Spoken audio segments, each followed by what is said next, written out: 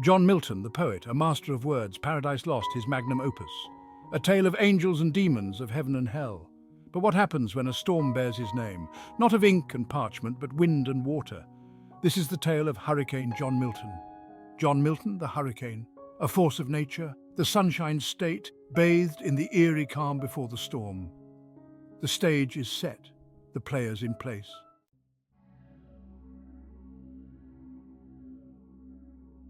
The Gulf of Mexico, a cauldron of churning water, a tempest brews.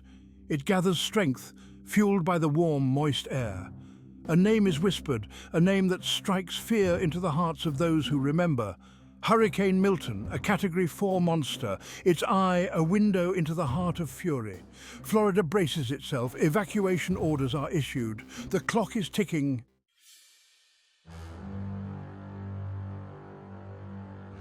Amidst the impending meteorological mayhem, another story unfolds, a tale as old as time.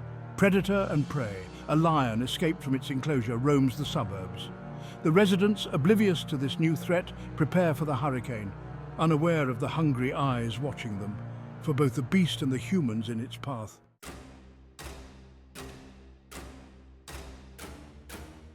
The first tendrils of the hurricane lash the coast. Rain, driven by the wind, falls in sheets. Waves crash against the shore, their roar a deafening symphony of destruction. Hurricane John Milton has arrived. The lion, sheltered in the abandoned zoo, feels the change in the air pressure.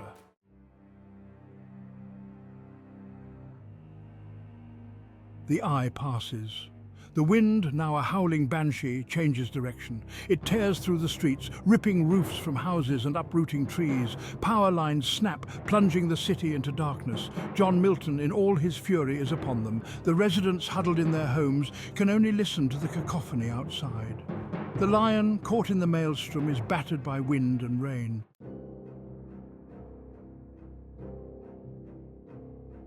A blinding flash, a deafening crack. Lightning, a bolt of raw energy, strikes the ground near the ditch.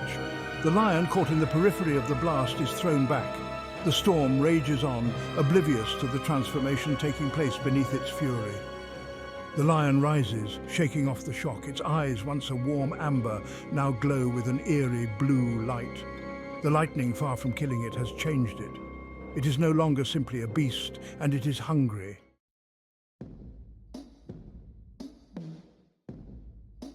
The hurricane, a raging beast, ripped through the suburbs. Houses, once symbols of security, were now wounded creatures, their insides exposed to the elements. Roofs lay shattered, walls crumbled. The streets, littered with debris, were treacherous rivers of splintered wood and twisted metal. Emergency vehicles, their lights flashing in the fading light, navigated the wreckage. The lion, its once tawny coat now matted and dark with rainwater, emerged from its hiding place. It moved with a newfound grace, its steps silent despite the cacophony around it.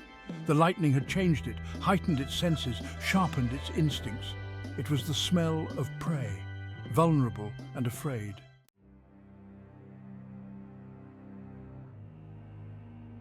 A low growl rumbled in the lion's chest, a primal sound that spoke of hunger and power. It was a hunger unlike any it had felt before, a craving that went beyond the need for sustenance.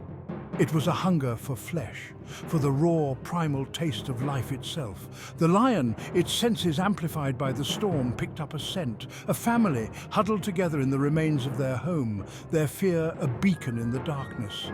It moved towards the scent, a ghost in the storm-ravaged world. The hurricane had unleashed its primal instincts, and now nothing could stand in its way. But a different kind of nightmare was just beginning.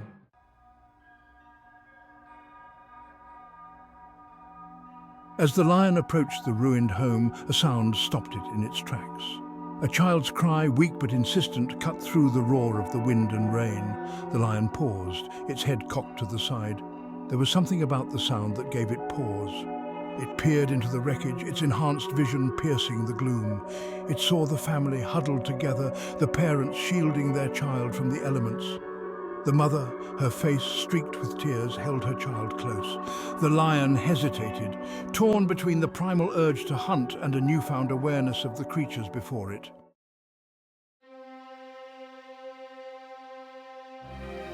The lion lowered its head, a low growl rumbling in its chest. It was caught in a maelstrom of its own, a tempest of conflicting instincts and desires. The lightning had awakened something within it, a spark of consciousness that set it apart from its brethren. It could smell their fear, taste their vulnerability, but it could also sense their love, their desperation. The lion, for the first time in its life, felt a pang of something akin to empathy. It was the storm within, mirroring the hurricane raging outside. The question was, which path would it choose?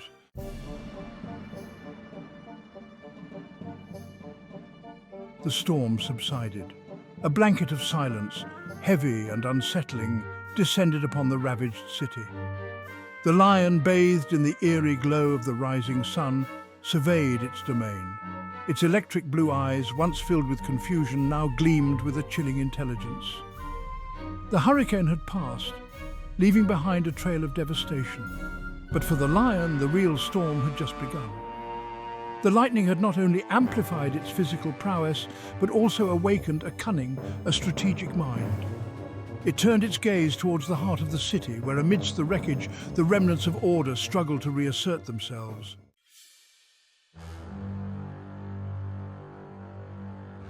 Word of the lion, a creature of unnatural power, spread through the shattered streets. Whispered rumors, fueled by fear and uncertainty, painted it as a harbinger of doom. But the lion, far from being a mindless agent of destruction, possessed a chilling awareness of its growing reputation. It began to appear at the edges of their operations, a spectre in the shadows, its electric blue eyes watching, calculating. It left behind a trail of strategically placed carcasses, a gruesome message to those who held sway in this fractured world. To the police desperate to restore order, it offered a deal protection from the chaos. To the mafia, it presented a different proposition, an enforcer, a symbol of fear to solidify their grip on the city.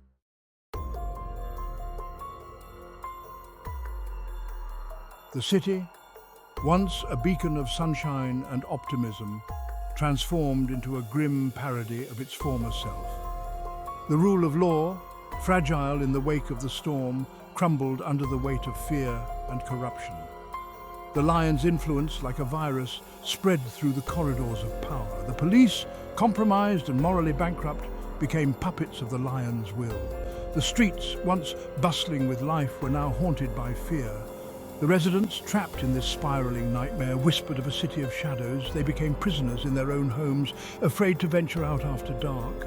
The lion, perched atop its newfound throne of fear, had achieved its goal.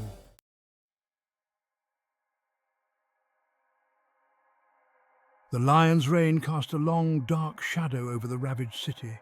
Fear, a suffocating blanket, stifled any flicker of defiance.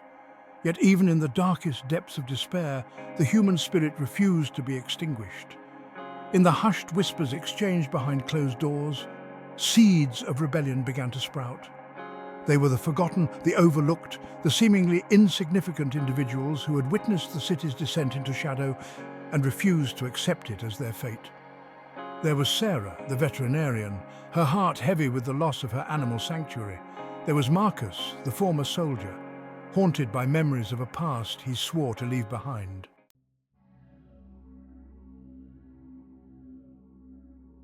A clandestine meeting, cloaked in the shadows of a once grand library, now a skeleton of its former self. The air, thick with the smell of damp paper and the weight of secrecy, crackled with a nervous energy. Sarah, her eyes filled with a quiet determination, addressed the small group gathered around a flickering candle. We can't let fear rule us anymore. We've lost too much already. Marcus, his face etched with the scars of battles fought and nightmares endured, nodded grimly. This creature, it's not just a predator, it's using our fear against us. And so, in the heart of the city consumed by shadows, a spark of defiance ignited.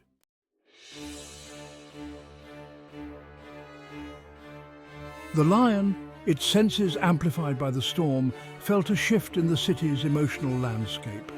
The fear, once a palpable miasma, was now laced with something different, defiance.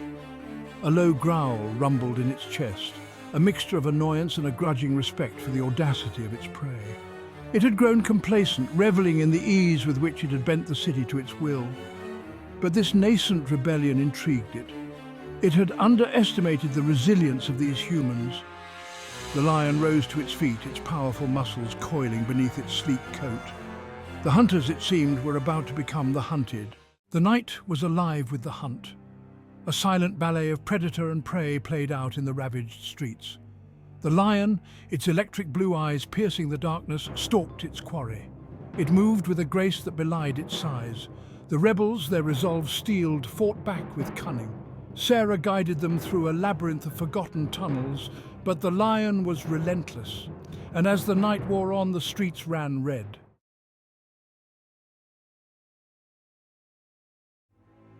The lion stood over its latest victim, a cruel parody of a king surveying his domain.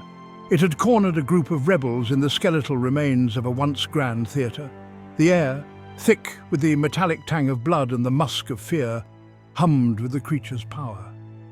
It had allowed them a glimpse of hope, a chance to escape the city's confines. But the bus they had commandeered, a beacon of freedom in their desperate flight, lay overturned, a mangled testament to the lion's raw strength.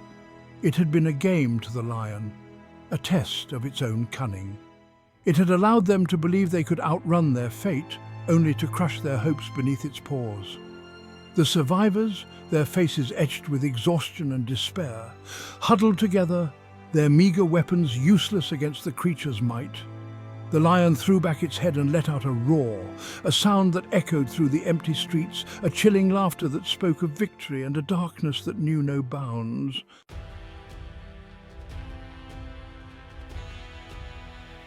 The remaining rebels, their numbers dwindling, made their final stand in Paradise Plaza, the heart of the city they had sworn to reclaim.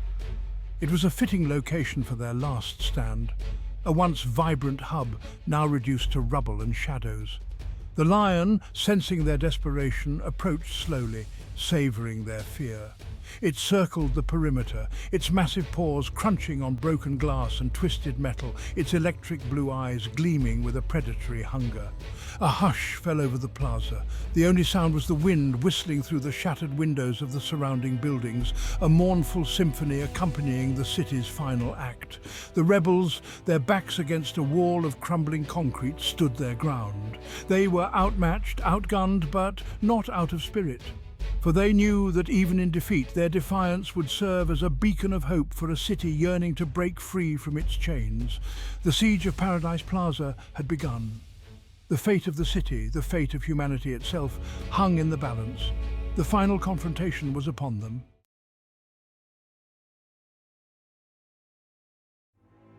Paradise Plaza, once a symbol of the city's vibrancy, now stood as a monument to its downfall. The lion, a creature of lightning and shadow, ruled supreme. The remnants of the rebellion, scattered and broken, grieved for their fallen comrades, their dreams of a brighter future seemingly as shattered as the glass littering the ground. The city had fallen. The lion, its hunger for power sated, surveyed its domain, a chilling tableau of destruction and despair. The streets, empty save for the scuttling of rats and the whispering wind, stood as a testament to its reign.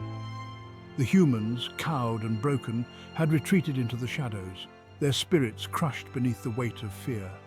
The pact made with darkness had come at a terrible cost. Paradise, it seemed, was truly lost. The echoes of laughter, the warmth of community, the vibrant tapestry of life that had once defined the city, all gone, replaced by a silence as cold and unforgiving as the creature that now ruled over them.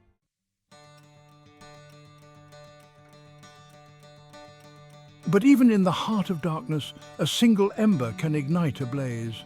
The human spirit, much like the city itself, possessed a remarkable resilience. Acts of defiance, small but significant, began to appear. A child's drawing on a boarded-up storefront, a single candle flickering in a darkened window, a shared loaf of bread between neighbours. These acts became quiet acts of rebellion. The fear that had been its weapon began to dissipate, replaced by a cautious hope. They found the strength to rebuild, to reclaim their stolen paradise. The city began to heal, to grow stronger, not in spite of its presence, but because of it. a paradise found in the enduring spirit of its people.